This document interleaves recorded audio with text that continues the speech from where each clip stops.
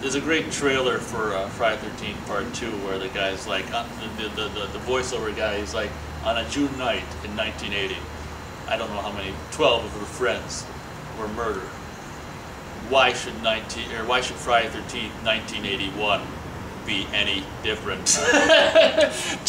Friday the 13th Part 2, it's inevitable with the success of Friday the 13th that a sequel is going to come away. And the problem is you have with a lot of movies that kill off the bad guy from the first one is what do we do? Well, it only made sense to whoever came up with the idea to have, even though that Jason, I think we can safely, the cool thing about the end of the first one with Jason coming out, which we didn't even mention, is that it's played as basically a dream. It's a dream, yeah. But was it? You know, that's kind of the cool thing.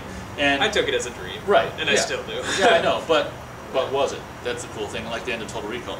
So it is more likely a dream, I'll give you that. But so the people who came up with this idea for the sequel, well, they just kind of very sloppily, I will admit, go, well, you know, his mom's dead, Jason came out of the water, even if it was a dream or not, we'll have Jason be the killer, and it's kind of cool. The cool trick that they did was they made you think it was the mom the whole way through. At least for me, I thought it was. Oh, did when you? I first saw the movie, I was like, when you see the mother's head in the fridge, that would dispel any notion of it being the mother. I guess. I don't know. See, when I saw it when I was a kid. Oh, okay. Sick, No, that's different. Yeah. Seeing it when you were So a kid. I was at the like, very beginning, she opens. Because I just assumed that it was just a severed head.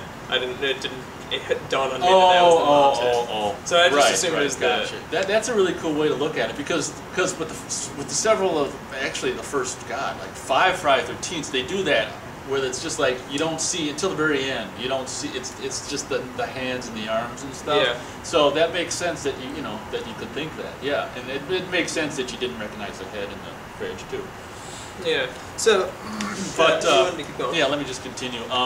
This one obviously takes a drop down. It's more the thing that's great about the first one. Very briefly going back to the first one, is that it's an independent movie. It wasn't produced. It wasn't made by Paramount. They made it, and then Paramount took it over, and they did this huge, which was unheard of at the time, marketing campaign for such a small movie, which was very cool. I just wanted to throw that in there. So Friday the 13th was an independently made movie. When you get to Part 2, it's like the Paramount's got, it's their baby now, and they didn't really necessarily like it very much either.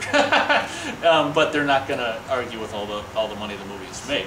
So what I'm basically saying by that point is, with Part 2, you take a drastic change where you do start to get a lot more beautiful people in terms of like just like there's that one woman, there's a couple of girls in this movie who are just like, wow, which is fine. I mean, that's fine. But what I'm saying is there's certain aspects, primarily like the cinematography, the nighttime cinematography is much more, well, basically just whatever you'd call it, conventional, which is, in the early 80s even conventional was okay, but it's still, you could tell that it was more of a studio movie, obviously, because it was, than the first one. So, I gotta admit, Friday the 13th Part 2 for me, although I did, when I was a teenager, I really, really loved the potato sack head. Oh, that's the best. And I still do think it's cool. I think it's the best looking of the very, killers. very cool. Hands down. Very cool, yeah. And that look of Jason, with the potato sack thing was kind of cool. And again, I mean, I think it's supposed to be on Crystal. The sequels get very confusing where you don't know exactly where. I think they say, the one character said this place is on the same lake as we're going to be, so I'm assuming it's Crystal Lake, but it's like... It's the other side of the lake. The other side. Like, this is like the counselor training center. And I love Friday the 13th Part 2 because, I mean, you could make one of these every year, I mean, back in the day, not so much now. And for me, it's like, it's a whole new bunch of characters, it's a whole new location. That's why, for me, Friday the 13th... Oh, I should also say that Friday the 13th is probably my favorite franchise of all time. It's like my Harry Potter franchise, which is interesting because if you think about it, there's 7 Paramount Friday the 13th movies, and isn't there 7? Well, there's technically 8, but the last one was just broken in half. Right. Much like Kill Bill. Right. So yeah. there's... Oh, no, never mind. There's 8. There's 8 Paramount Friday the 13th movies. I knew I had that figured out beforehand, and there's 8, which I think is very interesting. So, so Friday the 13th Part 2 is, let's face it, it's just more of the same. What's interesting is this was the year, much like My Bloody Valentine, where that beetle got killed, right? So, so they did a lot of gore for part 2, which the MPAA. Yeah. It kind of passed by on the first one because I don't know if they really paid much attention to it, but for the sequels, unfortunately, it was like, oh man. So there's a lot of gore that was shot that's not there, and I'm gonna I don't know, I'm gonna go 3 stars on Friday the 13th Part 2. Why don't you carry off and maybe I'll bounce off. We'll try to keep this short. I'm gonna a lot of my displeasure with this movie comes with 2 things, and both things are actually part of the quality of the movie, oddly enough, just in different respects.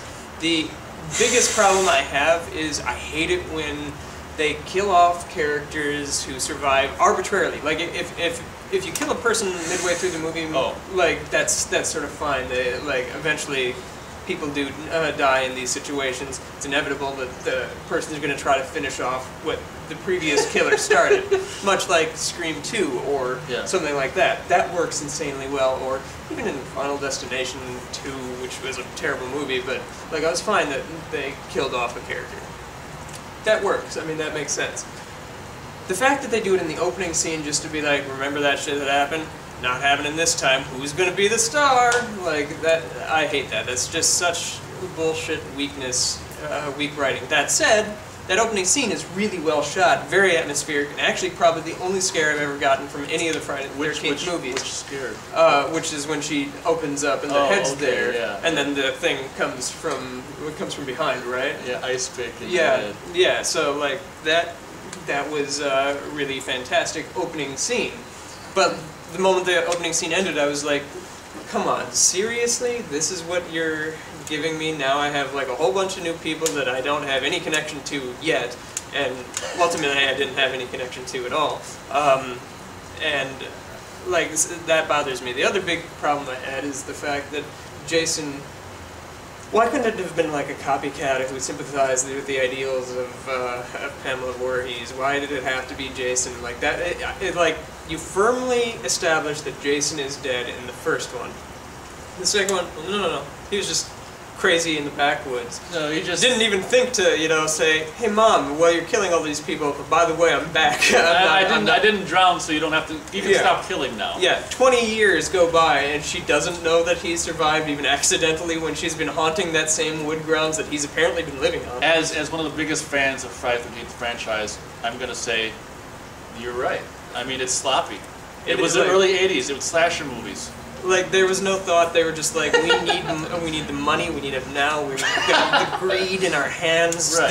We can just throw it out there and they will come, and they did come, and they made several more. So that's my biggest problem. But the ending of this movie, when Jason's revealed and then the girl pretends to be the mom in the sweater, that is one of the best scenes in the entire franchise. Like, that is such a great scene, and something that I was like that captivated my imagination. If you're gonna do it right. They kind of did do it right in the ending. Everything leading up to the ending is more the same, which I'm fine with. I'm not. Well, but see, like in the early '80s, it was just awesome. You could have made 2 of the movies a year. Yeah. Early '80s, I love it. So yeah, that's my thing. Like I don't know. It had 2 great scenes, both of which kind of pissed me off for their own respective reasons. But there you have it. The heroine in the movie is kind of cool, and I did like the little second scare. Amy Steele. I did like the second, because the killer always comes back for one last scare. They go in, and Jason comes through, and he looks hysterical. Like, not scary whatsoever. He looks laughably bad. Okay. That's the one thing between Freddy and Jason, like, because there's comparisons between the 2 killers, because they're the 2 biggest horror franchises. Yeah. Freddy looks scary all the time. Jason looks scary when he has a sack on his head or when he has a mask on his face. The moment you take it off, they're giggles. Yeah. Maybe once they've gotten it right, maybe, but that wasn't it.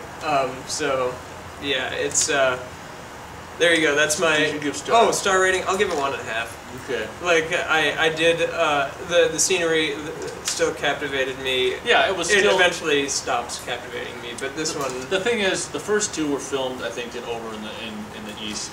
The filmmaker had a very competent sense of how to make a horror movie, and that's why he went out to make further horror movies, because he did he did the third one. Well, and Steve then he Miner, did- yeah, but they went back to Cal. They did it in the Well, I mean, rest like, of them in California. no, but I mean, like Steve Miner is the director. Right? Yeah, and from he 2 went and on. 3. Yeah, and he went on to do like Halloween, H2O, which is one of the best Lake of that. Placid. Yeah, Actually, like, it was Iceberg. he's- I like that. He's a really, like, you could tell from the second movie, even though I don't like it, I could sit there and see this is insanely well done.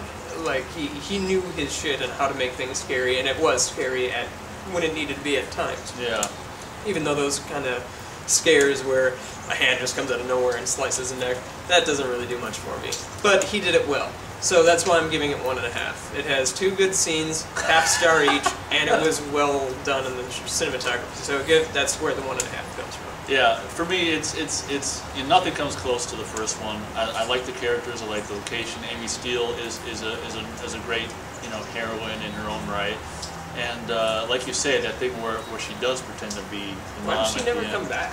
Huh? What? Why does she never come back? Like, that kind of bothered me. Like, You mean like in another sequel? I'm glad that they didn't bring her back just to kill her, but I mean, like, Right, why, yeah. like they could have brought her back I don't as know, you know. as an antagonist. Yeah. I certainly thought she was better than Tommy as Oh, as an antagonist.